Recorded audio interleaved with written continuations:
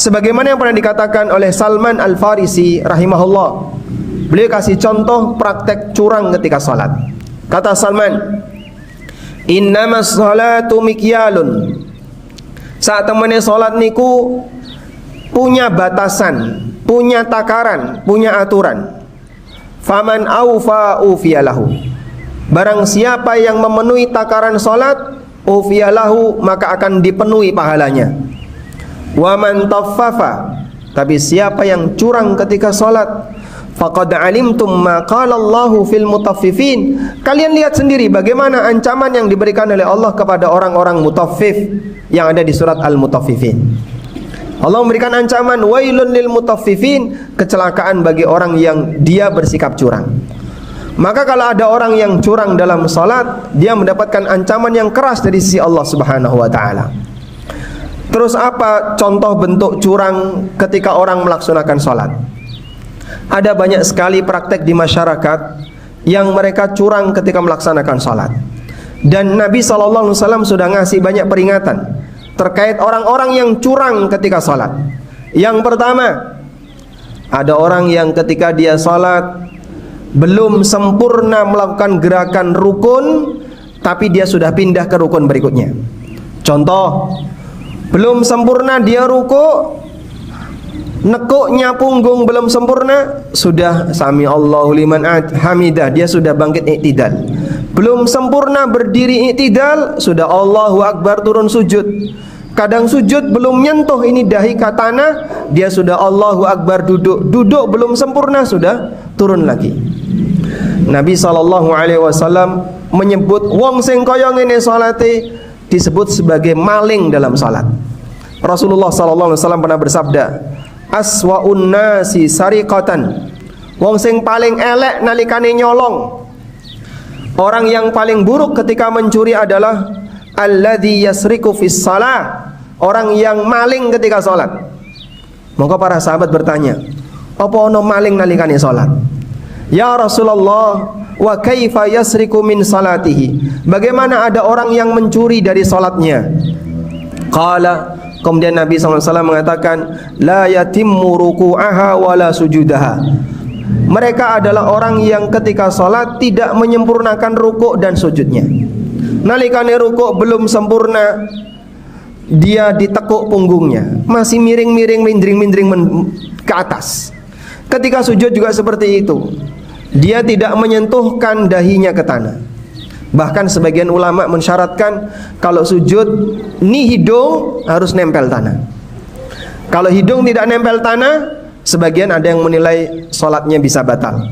Karena ada sebuah hadis yang menyebutkan, la salata liman lam yumakkin anfahu kama yumakkina jabhatahu, tidak ada salat bagi orang yang tidak menyentuhkan hidungnya sebagaimana dia menyentuhkan dahinya ke tanah. Maka kalau salat harus serius, lakukan ruku dengan gerakan ruku yang sempurna, i'tidal berdiri sempurna. Jangan sampai belum wayai turun, turun wayai medun, belum waktunya turun, karena tegaknya belum sempurna dia sudah turun. Dan banyak orang semacam ini. Mohon maaf Bapak Ibu yang kami hormati, jamaah sekalian yang kami hormati, banyak di antara mereka yang sudah sepuh, yang sudah tua, sudah senior, sholatnya seperti ini. Sehingga dia sholatnya cepat, ngadeg durung jejeg, berdiri belum sempurna, dia sudah turun. Dan itu sering kami jumpai. Kasihan sekali orang ini sudah demikian senior usianya, sudah sepuh, tapi sholatnya masih seperti itu. Hudzaifah ibnul Yaman pernah ketemu dengan orang yang sudah berusia lanjut, dan orang ini sholatnya cepat, ketika rukuk tidak sempurna, ketika i'tidal tidak sempurna, dan seterusnya. Lalu Hudzaifah bertanya, sudah berapa lama kamu sholat seperti ini? Kata orang ini, arba'ina sanah, 40 tahun. Dia sholat selama 40 tahun, berarti mungkin usianya 60 tahun atau 50 sekian tahun, karena dia tidak mungkin sholat dari sejak bayi. Maka kalau pengakuan dia sholat 40 tahun, mungkin usianya 60 tahun. Lalu Hudzaifah mengatakan, kalau sholatmu seperti ini, mutta ala ghairi millati Muhammadin sallallahu alaihi wasallam. Kalau sholatmu seperti ini sampai kau mati, maka kau mati di atas bukan di atas agama Muhammad, tidak membawa fitrah ajaran Nabi Muhammad sallallahu alaihi wasallam. Bahaya jamaah bagi mereka yang suka mencuri seperti ini. Yang kedua, orang yang tidak tumakninah ketika melakukan rukun salat. Ini juga termasuk orang yang curang ketika salat. Contohnya bagaimana, Pak? Ada orang yang rukuknya sempurna tapi cepat, sehingga ketika rukuk langsung i'tidal, berdiri sempurna langsung turun sujud, cepat sekali. Dan karena cepat seperti ini, maka dia tidak tumakninah ketika salat. Kita sering menjumpai ada orang yang melakukan salat dengan tidak tumakninah, padahal tumakninah termasuk salah satu di antara rukun salat. Disebutkan dalam hadis dari Abu Hurairah radhiyallahu anhu, pernah satu ketika ada orang yang masuk Masjid Nabawi, dan waktu itu Nabi SAW ada di dalam masjid. Orang ini melakukan salat 2 rakaat dengan tidak tumakninah. Selesai salat dia menghadap Nabi SAW, lalu Rasulullah SAW perintahkan, irji fasalli fa innaka lam tusalli. Ulangi salatmu karena tadi salatmu batal. Akhirnya dia ngulangi salatnya, fasalla kama shalla. Dia ngulangi salatnya sebagaimana salat yang pertama. Lalu dia menghadap Nabi SAW, kemudian Nabi SAW perintahkan, irji fasalli fa innaka lam tusalli. Ulangi salatmu karena salatmu batal. Sampai 3 kali. Kemudian orang ini mengatakan kepada Nabi SAW, ya Rasulullah, la uhsinu ghaira dzak fa'allimni. Ya Rasulullah, aku tidak bisa salat lebih sempurna daripada ini, karena itu tolong ajari aku.